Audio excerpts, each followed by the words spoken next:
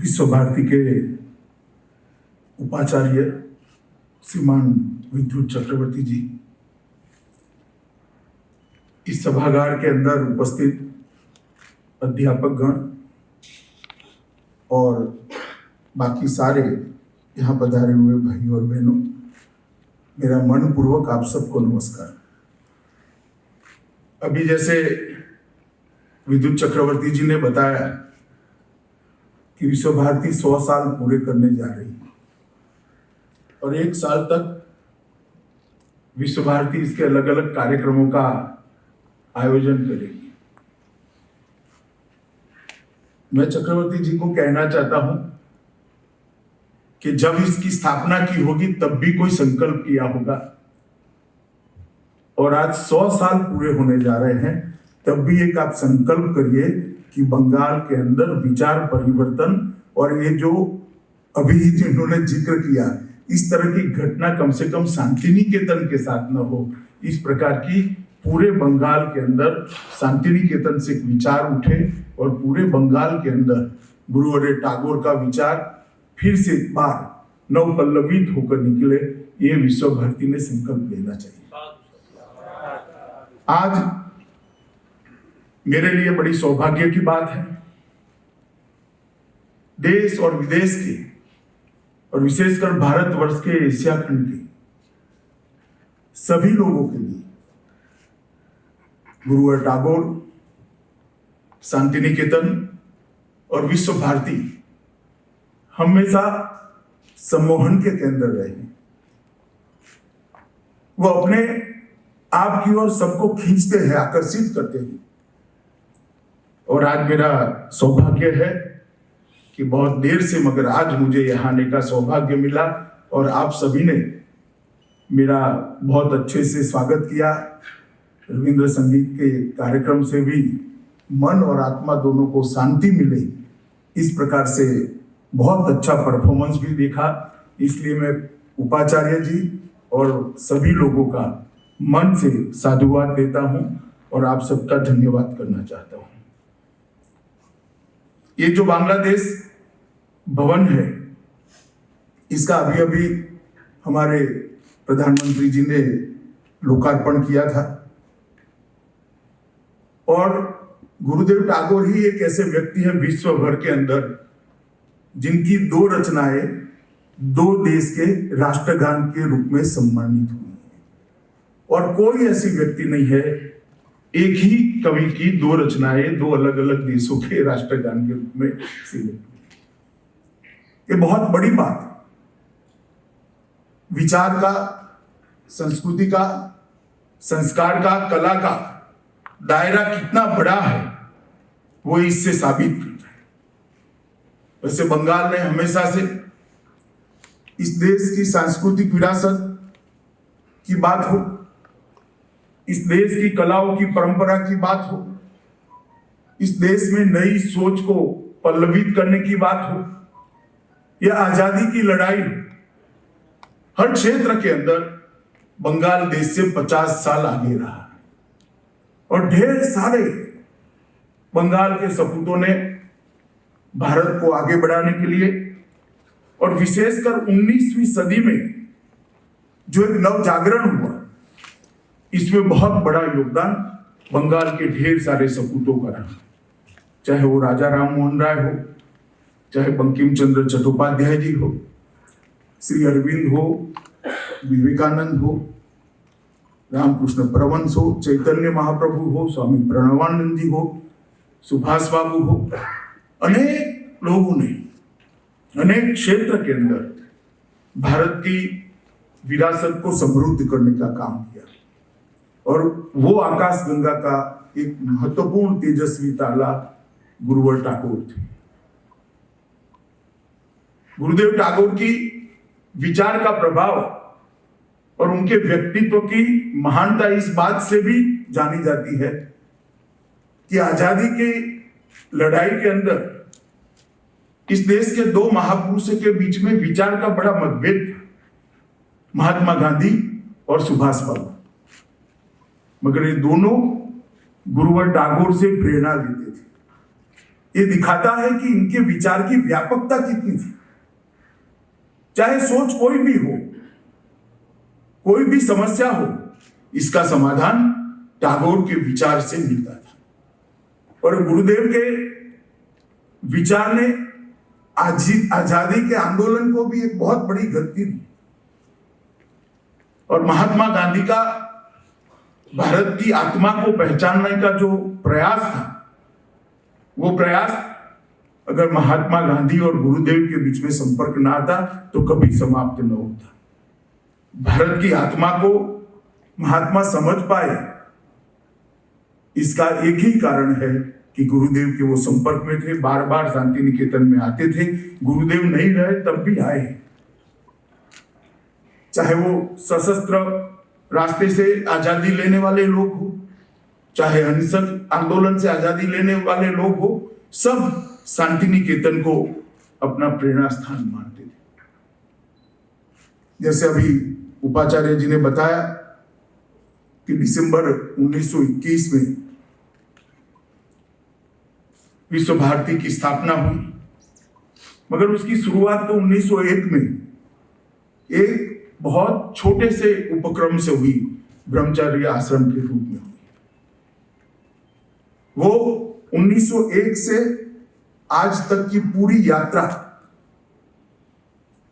वो यात्रा भारत के समाज जीवन के अंदर, भारत के कला जीवन की यात्रा को, भारत की संस्कार यात्रा को बहुत बड़ा योगदान देने वाली यात्रा रही है। और सबसे बड़ा योगदान भारत की शिक्षा पद्धति को एक आधारभूत विचार लेने का काम ये शांति निकेतन ने और विश्व भारती ने किया है। हमारी मूल शिक्षा पद्धति, जिसमें कहीं भी कुछ भी संकीर्ण नहीं था।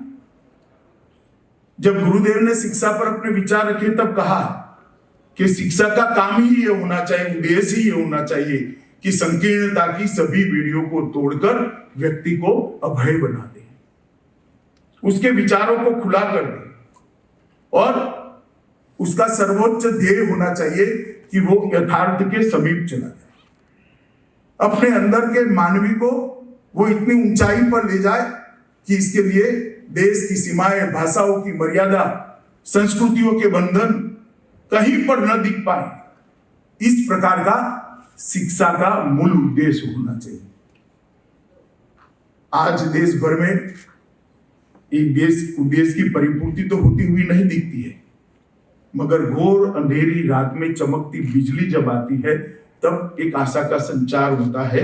ऐसी आशा का संचार आज भी ये विश्व भारती है, और मैं मानता हूं कभी न कभी, कहीं न कहीं यहीं से ये फिर से शुरुआत होगी। और ये इसलिए ये संस्था से अपेक्षित है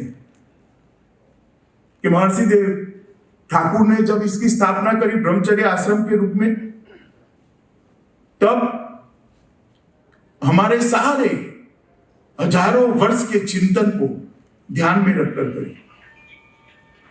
और गुरुदेव टैगोर ने जब विश्व भारती की शुरुआत करी, तब उस समय के सांप्रत समय में हमारी परंपराओं को, हमारे ज्ञान को, हमारी जीवन पद्धति को आज के समय में किस प्रकार से ढाला जा सकता है, इसके अंदर ग्रामीण विकास को जोड़ा, कोऑपरेटिव को जोड़ा, कृषि को जोड़ा, आसपास के देशों की साथ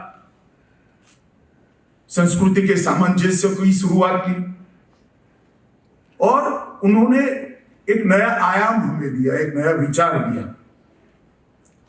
तो 3 अलग अलग महत्वपूर्ण जगहों से गुजरते हुए आज विश्व भारती यहां पर है। वैसे तो 1851, 1901 और 1951 में यूनिवर्सिटी बनना, ये पूरी यात्रा सफल तभी मानी जाएगी कि यहां से जो विचार निकलता है वो विचार हमारी शिक्षा पद्धति के अंदर भी कुछ ऐसे बदलाव लाए कि शिक्षा के उद्देश्य जो गुरुदेव के हमें दिए, टैगोर ने हमें दिए, वो शिक्षा के उद्देश्य हम सिद्ध कर पाए। विलास, मोह, से मुक्त प्राणवान आनंद को केंद्र में रखकर ही शिक्षा का विचार किया जा सकता है। दबाव से मुक्त होकर, सभी प्रकार के सामाजिक बंधनों से मुक्त होकर आनंद के साथ रह सके, ऐसे व्यक्तित्व का निर्माण ही शिक्षा का उद्देश्य हो सकता है। और यथार्थ को जानने की यात्रा कभी भी रुके नहीं, ऐसे विद्यार्थी को भी निर्माण करना ही शिक्षा का उद्देश्य हो सकता है। गुरुदेव के जीवन से हमने ये भी सीखने की जरूरत है कि गुरुदेव ने अंत तक अपने अंदर का विद्यार्थी को मरने नहीं दिया। कोई व्यक्ति 70 साल की उम्र में चित्रकला की शुरुआत करता है और अपने देह त्यागने से पहले 3000 से ज्यादा अच्छे पेंटिंग समाज को देकर जाता है। वो बताता है कि उनके अंदर का विद्यार्थी अंत तक जीवित था। और यही शिक्षा का उद्देश्य है। शिक्षा कोई कालखंड के साथ, जीवन के एक छोटे हिस्से के साथ जुड़ी नहीं होनी चाहिए।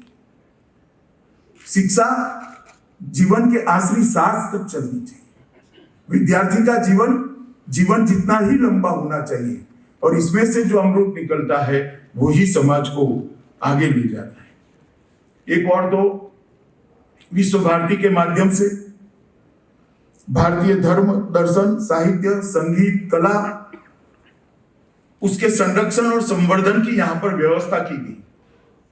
और जो हमारे वेदों का मूल मंत्र है, विश्व बंधुत्व का मंत्र, वो मंत्र को ध्यान में रखकर यूरोपियन और बहुत सारी देशों की भाषाओं को, साहित्य को, वहां के धर्म को, दर्शन को हमारे साथ सामंजस्य बनाने का भी यहाँ पर एक माहौल बनाया गया, एक व्यवस्था खड़ी की गई।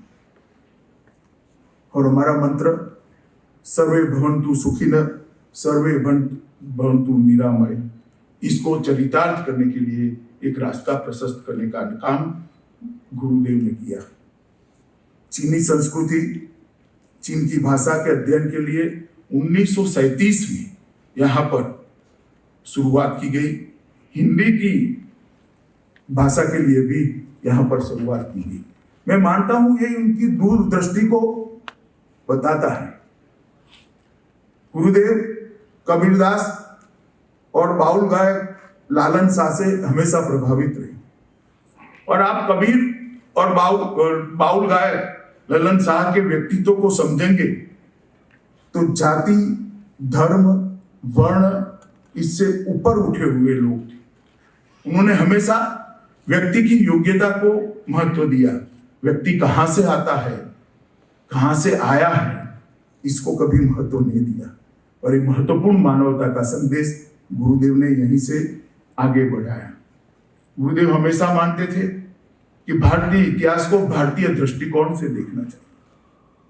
किसी भी देश का इतिहास, कोई और सभ्यता इसका मूल्यांकन इतने अच्छे से नहीं कर सकती, विवेचना कर सकती है, परंतु इतिहास को समझने की जहां तक बात है, दृष्टिकोण भारत का ही होना चाहिए। उनकी मान्यता थी कि जब तक ग्रामीण विकास की परिकल्पना को फिर से हम तरोताजा नहीं करेंगे, इसको आधुनिक तरीके से आगे नहीं बढ़ाएंगे, ये देश के अर्थतंत्र का विकास नहीं हो सकता। और इसीलिए यहां पर उन्होंने शुरुआत करी। धर्म, दर्शन, शिक्षा, साहित्य, कला और श्रीनिकेतन के अंदर कृषि, ग्रामीण विकास, सहकारिता, ये सारे मुद्दों की शुरुआत की। और जहां पर हस्तशिल्प, स्वास्थ्य, सफाई, कोऑपरेटिव, ये सारी चीजों को भी आगे बढ़ाने का काम किया। मैं इतना मानता हूं कि ये जो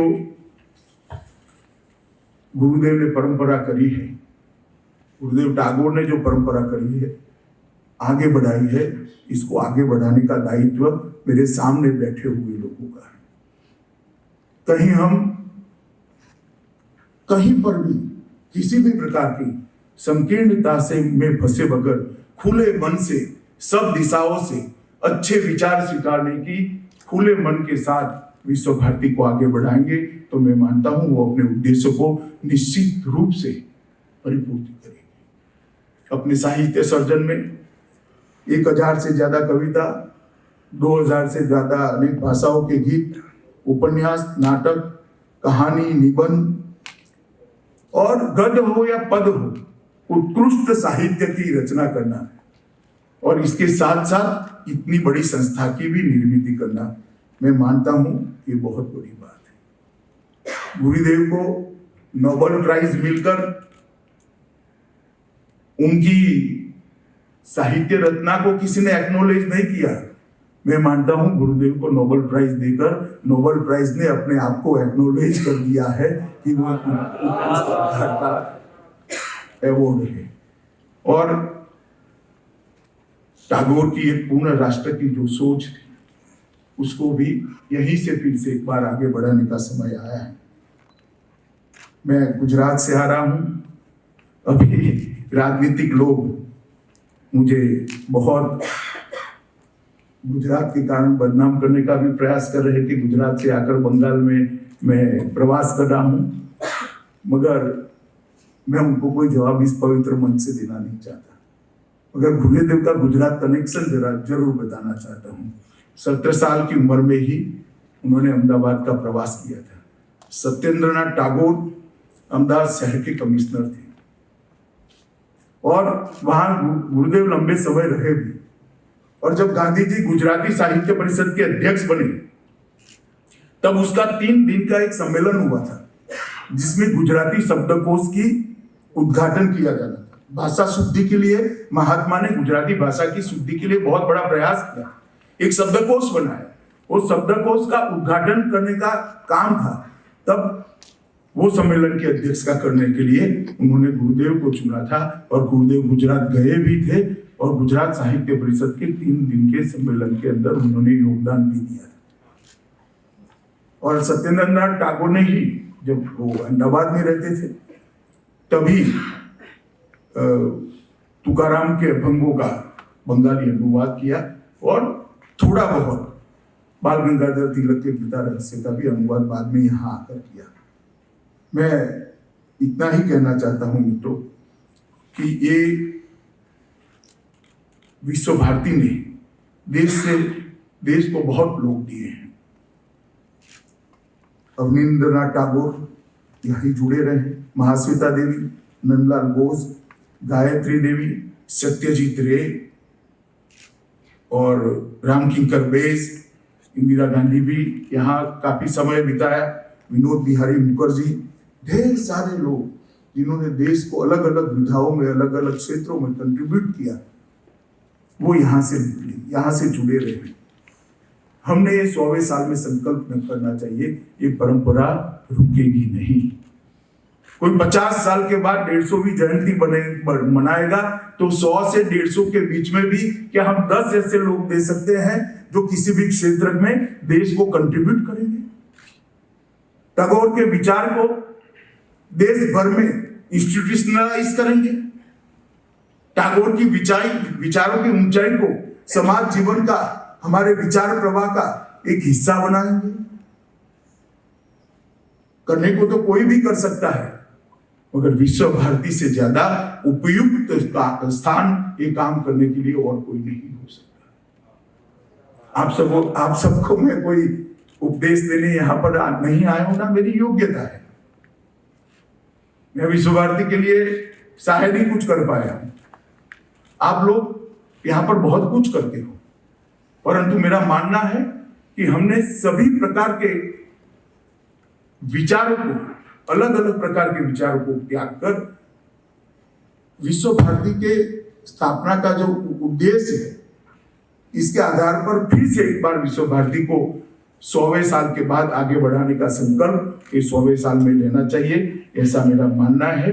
और मैं मानता हूं अगर ऐसा होता है तो कंट्रीब्यूशन का जो एक सिलसिला है वो फिर से एक बार चालू हो जाएगा और देश के समाज जीवन को कंट्रीब्यूट करने वाले लोग यही महान जगह से, यही संस्था से, यही टैगोर के विचार से बाहर आएंगे, ऐसी मुझे श्रद्धा है। मुझे कोई लंबी बात नहीं करनी है। आज मैं यहाँ तो मेरे मन की शांति के लिए आया था, मगर उपाचार्य जी ने बहुत मन से स्वागत किया इसके लिए मैं उनका और विश्व भारती की पूरी टीम का हृदय से आभार व्यक्त करता हूं। और मैं ईश्वर से जरूर प्रार्थना करूंगा कि मुझे भी एक मौका मिले, कभी एक सप्ताह यहाँ आराम से रहकर टैगोर को समझने का मौका मुझे मिल जाए। इतनी ही बात करनी है। 100वें साल के लिए आप सभी को बहुत बहुत शुभकामनाएं और हृदय से साधुवाद। धन्यवाद।